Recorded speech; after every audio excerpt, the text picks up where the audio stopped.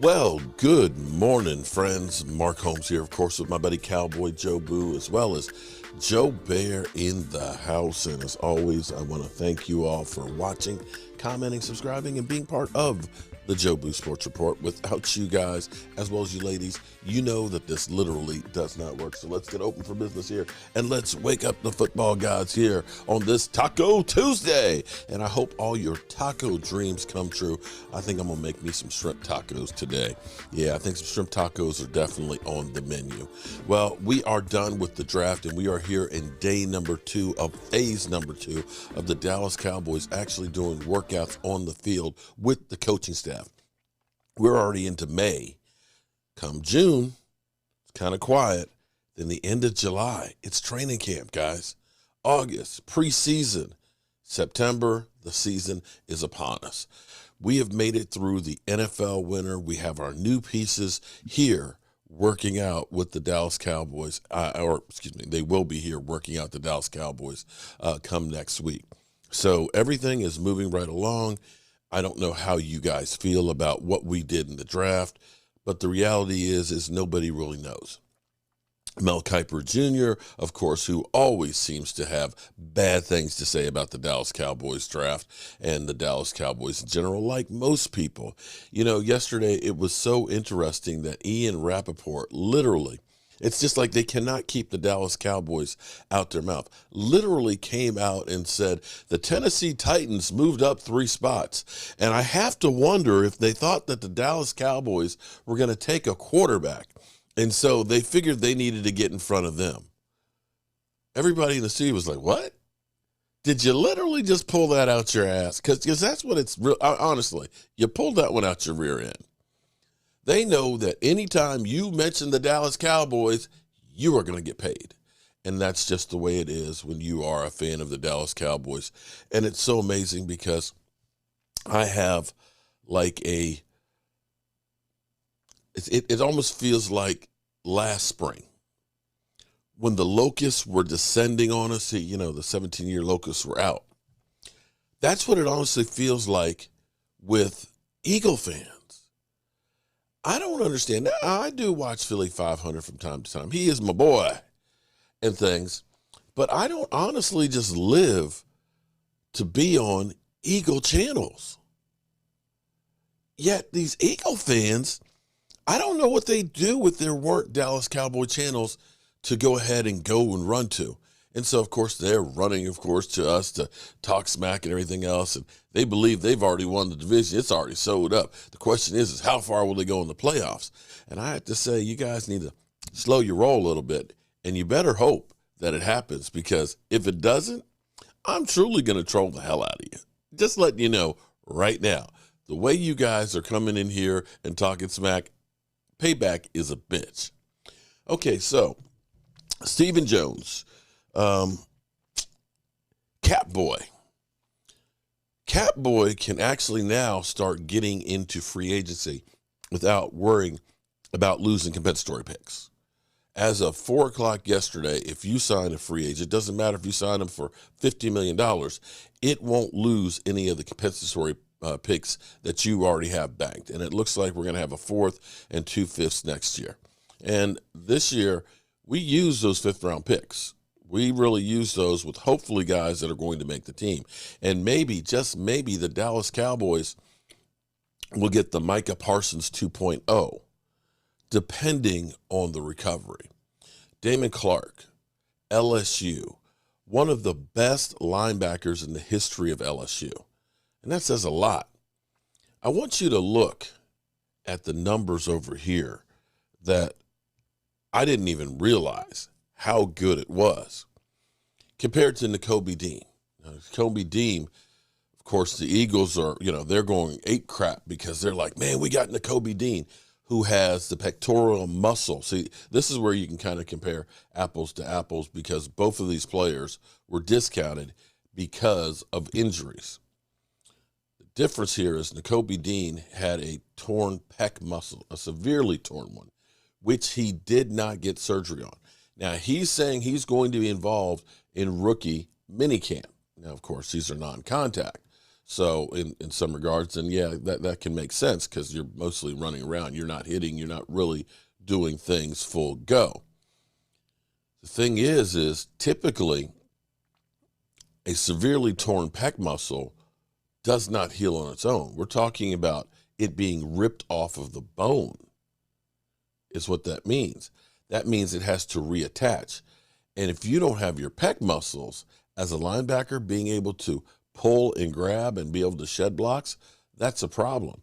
If it is healing on its own, the question will be is, does it heal completely? And is it susceptible to having other problems with it? I'm not wishing bad, luck or anything on any player, because what players do to be able to stay on the field is inhuman. Even without the major injuries, like John Ridgway, he is going to be black and blue after games, and it'll be hard to get up out of the bed on Mondays. So, I hats off to all of the NFL players that are out there doing this stuff for our entertainment. But you look at the Kobe Dean, 61 tackles, 29 solos, 5 sacks, 1 forced fumbles, 2 interceptions, and 8.5 tackles for loss, which is great. That's great. Take a look at Damon Clark.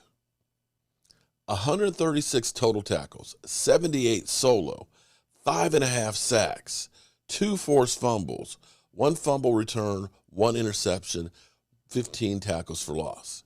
The only thing he did not do better than the Kobe Dean is interceptions. Take a look at that. He more than doubled the tackle total. Now, here, of course, is the problem.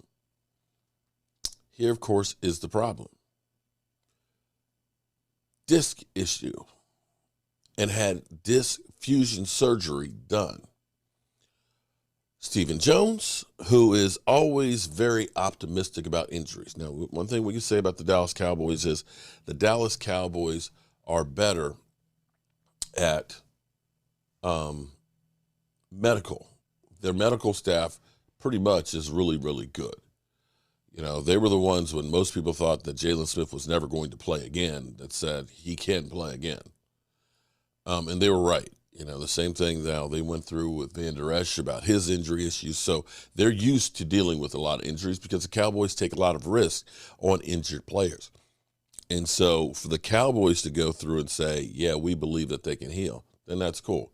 What I say that don't necessarily go by is Stephen Jones' assessment. The Cowboys always underestimate time for healing.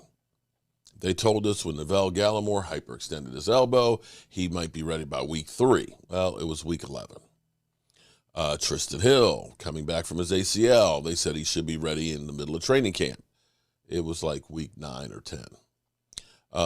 They originally told us that Michael Gallup will be ready for training camp. And now we're saying, well, probably won't be ready for the first game, maybe 2 or 3. I say it's going to be more like the middle of the season. So when Stephen Jones says, this guy who works and works and works, football is very important to him, very committed to getting back, he's going to be working through his injuries. If anything, he's going to be one of those guys ahead of schedule. That's great optimism. When you say he's going to be back, well, the back isn't a typical injury. It's not a soft tissue injury.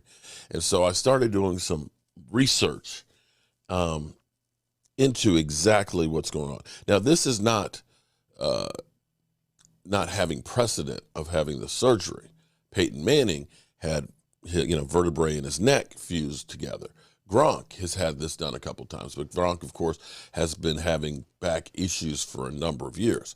So I want to actually go through, because I'm not a doctor, but I want to give you a taste of what spinal fusion surgery is. I found this video, and if you're squeamish, you might not. This is not a real surgery. This is animated, but if you're kind of squeamish, this kind of makes my back hurt just watching it. But I want to give you an idea of what he has to heal from when Stephen Jones says 6 months he'll be back. If your surgeon is using your own bone for the fusion, he or she will make an incision overlying your hip and remove a bone graft. If your bone graft is coming from another donor, it will be harvested prior to your procedure. If you're having an open procedure on the lumbar spine and your lower back, you will lie on your stomach and your surgeon will make an incision directly over the spine. If you are having surgery on the cervical spine and the neck, your surgeon will generally approach this area from the front. In some cases, a spinal fusion may be performed using a newer, less invasive laparoscopic technique. Rather than one or two large incisions, a laparoscopic spinal fusion requires several tiny keyhole incisions, through which the laparoscope and special surgical instruments are inserted. Using a high-speed drill and other instruments, your surgeon will remove the disc between the two vertebral bodies to be fused. Next, your surgeon will insert the bone graft into the space between these two vertebrae.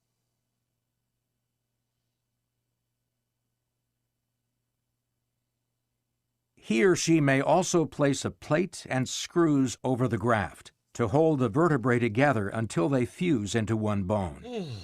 To complete the procedure, your surgeon will close the deep tissue and skin incision with stitches. Many surgeons will also place one or more drains beneath the skin that will remain in place for a few days. After your procedure, you'll be taken to a recovery area for monitoring. The bladder catheter will likely remain in place for several days. You may be unable to eat for a day or two after surgery and will receive fluids and nutrition through the IV. Some pain is expected during the first few days following surgery, and you will be provided with pain medicine. Okay. So that's an idea.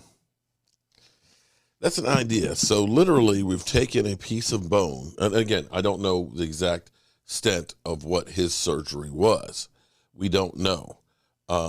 But typically, that's what's happened. Basically, we've taken two vertebrae because the disc has slipped or is damaged or degenerated. That whole video goes into all of the different reasons of what happens to the disc and so forth. I didn't want to go too deep into the rabbit hole. This is enough to get the basic stuff. Basically, we're taking two spinal vertebrae and basically locking them together with a piece of the bone.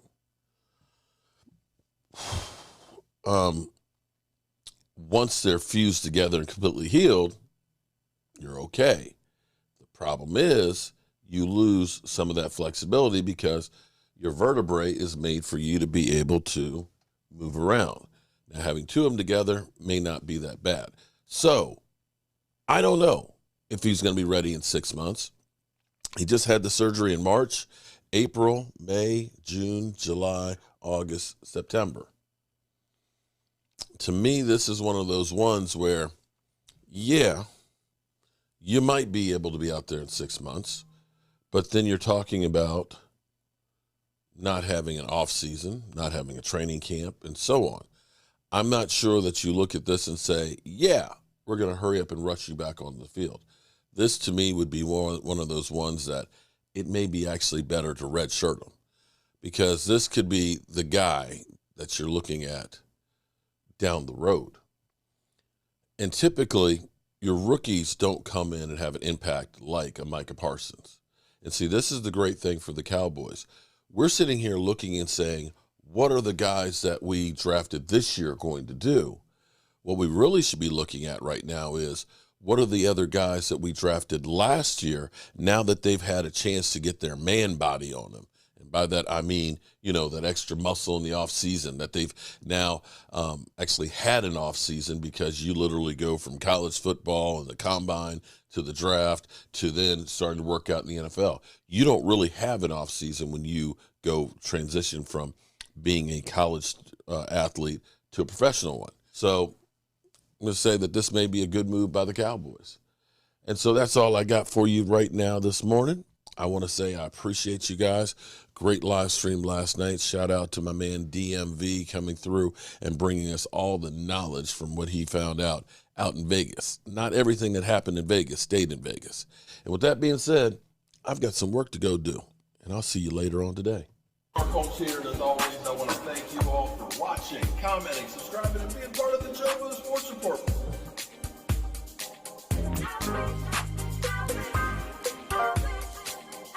You did it one hell of a job, and the only thing else I got to say is, how about them Cowboys?